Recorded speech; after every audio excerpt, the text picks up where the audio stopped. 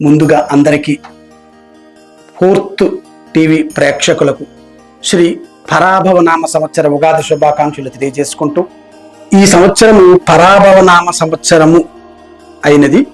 ఈ పరాభవనామ సంవత్సరమునకు అధిపతి గురువు అయినాడు. అలా మనం పంచాంగం యొక్క విశిష్టతను తెలుసుకున్నప్పుడు, పంచాంగం అనేది ఏ కులానికి ఏ మతానికి చెందినది కాదు. మానవ జాతి అందరకు ఉపయోగపడే ఖగోళ విజ్ఞానమే పంచాంగం. మానవుడు తన అదృష్టాన్ని పరిరక్షించుకోవడానికి, దురదృష్టము నుండి కొంతవరకు రక్షించుకోవడానికి దివ్య ఔషధముల ఉపయోగపడేదే పంచాంగం. మా యొక్క పంచాంగమును, మా యొక్క పంచాంగ ఫలితములను ఆదరించుచున్న వారికి అందరికీ హృదయపూర్వక ధన్యవాదములు. ఈ సంవత్సరము పరాభవనామ సంవత్సర ఉగాది యొక్క పంచాంగ ఫలితములు. శ్రీ పరాభవనామ సంవత్సరములో రాజు గురుడు, మంత్రి కుజుడు, సేనాధిపతి చంద్రుడు, సస్యాధిపతి గురువు, ధాన్యాధిపతి బుధుడు, ఆర్గాధిపతి చంద్రుడు, మేఘాధిపతి చంద్రుడు, రసాధిపతి శని, నీరసాధిపతి గురువు, రవి శుక్రులకు ఏ ఆధిపత్యం ఈ సంవత్సరం రాలేదు. ఈ నవనాయకులలో 7 ఆధిపత్యములు శుభులకు, 2 ఆధిపత్యములు పాపులకు వచ్చినవి. అలాగే ఉపనాయకులలో 16 ఆధిపత్యములు శుభులకు, 5 ఆధిపత్యముల పాపులకు వచ్చినవి. నవనాయకులలోను ఉపనాయకులలోను శుభాధిపత్యములు అధికముగా వచ్చినందున పరిపాలనా విధానములు బాగుంటాయి. అధికార యంత్రాంగము బాగా పనిచేయును. శ్రీ పరాభవనామ సంవత్సరములో రాజు గురుడు కావున పాలించే ప్రభువులు ప్రజలు భక్తిభావంతో ఉంది.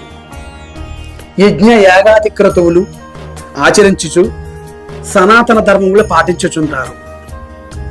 ప్రజలు శుభక్షముగా ఉంటారు. క్షేమము ఆరోగ్యముగా జీవింతురు. కుజుడు మంత్రి అయినందున గ్రామాలలో పట్టణములందు అగ్ని ప్రమాదములు ఎక్కువగా జరుగు. రాజులకు యుద్ధ భయము కలుగు సూచనలు ఉన్నవి. దైవజ్ఞుడు చంద్రుడైనందున జల పంటలు ఇతర ధాన్యములు బాగుగా ఉండు. పురోహితుడు శుక్రుడు దేవాధిపతి గురుడు అయినందున యజ్ఞ యాగాది క్రతువులు బాగుగా జరుగు. అర్చక పురోహిత వర్గం వారు అభివృద్ధి పొందుతారు.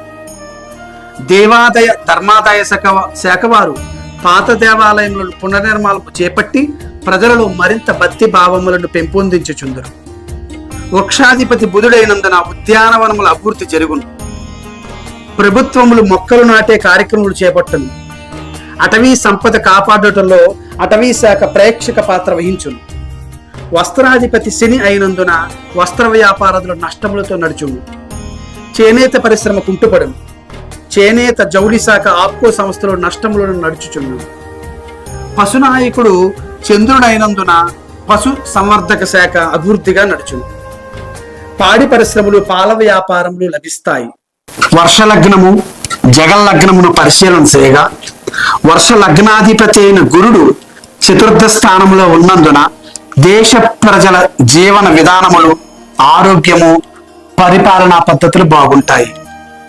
ధనాధిపతి కుజుడు వ్యయస్థానములో బుధ రాహువులతో కలిసి ఉన్నందున ప్రభుత్వాలకు ప్రజలకు ఆదాయం కంటే వ్యయం అధికమగును. తృతీయాధిపతి శుక్రుడు లగ్నమందు ఉచ్చ స్థానంలో రవి శని చంద్రులతో కలిసి ఉన్నందున ప్రయాణ రంగంలో రైళ్లు, ఆర్టీసీ, విమానయానంలో ఛార్జీలు పెంపుదల లేదా ప్రజలు అధిక ప్రయాణములు చేయటం వలన మెడికల్గా ఖర్చులు అధికమగును. చతుర్థాధిపతి బుధుడు వ్యయస్థానములో కుజరాహువులతో కలిసి ఉన్నందున పంచాయతీరాజు, మున్సిపాలిటీ, గృహ నిర్మాణ శాఖలలో కొన్ని అక్రమాలు జరిగిన గురుడు చతుర్థ స్థితి వలన నియంత్రణ జరుగును. పౌంట్రీ ఫారమ్స్ అభివృద్ధి అగును. సాంఘిక సంక్షేమ హాస్టల్స్, విద్యా వైజ్ఞానిక రంగములు అభివృద్ధిలోకి వస్తాయి. పోలీసు రక్షణ శాఖలు దేశ సంరక్షణలతో ముందు చూపుతో వ్యవహరిస్తారు. సప్తమాధిపతి బుధుడు కుజ రాహువులతో కలిసి ఉన్నందున సమాజము, వివాహ వ్యవస్థ సక్రమంగా ఉండదు. తగవులు రాజీలతో సాగును. విదేశీ వ్యవహారంలో మైత్రి ఒప్పందాలు తేడా వస్తాయి. దేశము యొక్క చర స్థిరాస్తులు నష్టమగును.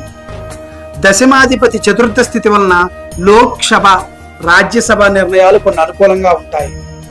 స్వచ్ఛంద సేవా సంస్థలు, ఆశ్రమాలు, వైద్యశాలలు అభివృద్ధి కానరాదు. వ్యయ స్థానంలో కుజ, రాహువులు, బుధులు ఉన్నందున ప్రభుత్వం చేయే ఖర్చులలో నష్టములు, చోరత్వములు జరుగుటకు అవకాశం ఉన్నది. గ్రహ సంచారములు వాటి యొక్క స్థితిగతులు విశ్లేషించగా ఉగాది నుండి ఆగస్టు 1 వరకు కాలసర్పయోగ ప్రభావం వలన దేశంలో అశాంతి, తిరుగుబాట్లు, కలహము వలన శాంతి భద్రతలు లోపించును.